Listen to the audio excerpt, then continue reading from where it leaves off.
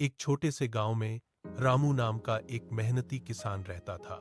उसका जीवन बहुत साधारण था, लेकिन उसके सपने बड़े थे।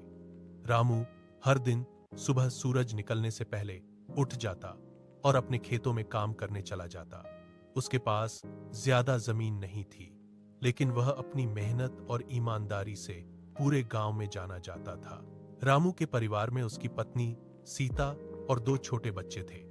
घर की हालत बहुत अच्छी नहीं थी, फिर भी वे हमेशा खुश रहते थे। रामू का मानना था कि मेहनत करने वाले इंसान को भगवान कभी निराश नहीं करते। एक साल गांव में बहुत कम बारिश हुई। खेत सूखने लगे और फसल खराब होने लगी। गांव के कई किसान परेशान होकर खेती छोड़ने का सोचने लगे, लेकिन रामू ने हार नहीं मानी। उसने अपने खेत के पास एक छोटा कुआं खोदने का फैसला किया। लोग उसका मजाक उड़ाने लगे और कहने लगे कि इतनी मेहनत बेकार जाएगी। फिर भी रामू दिन रात मेहनत करता रहा। कई दिनों की कठिन मेहनत के बाद आखिरकार कुएं में पानी निकल आया। रामू बहुत खुश हुआ। उसने उसी पानी से अपने खेतों की सिंचाई की। धीरे धीरे उसकी फसल फिर से हरी भरी हो गई।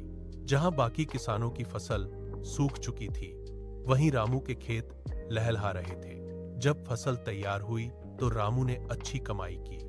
गांव वाले उसकी मेहनत और हिम्मत की तारीफ करने लगे। जिन्होंने उसका मजाक उड़ाया था, वे भी अब उससे सलाह लेने आने लगे। रामू ने सभी किसानों को समझाया कि मुश्किल समय में धैर्य और मेहनत कभी नहीं छोड़नी चाहिए। उस दिन के बाद गांव के लोग रामू को सिर्फ एक किसान नहीं, बल्कि मेहनत और उम्मीद की मिसाल मानने लगे। उसकी कहानी पूरे गांव में बच्चों को सुनाई जाने लगी, ताकि वे सीख सकें कि सच्ची मेहनत कभी बेकार नहीं जाती।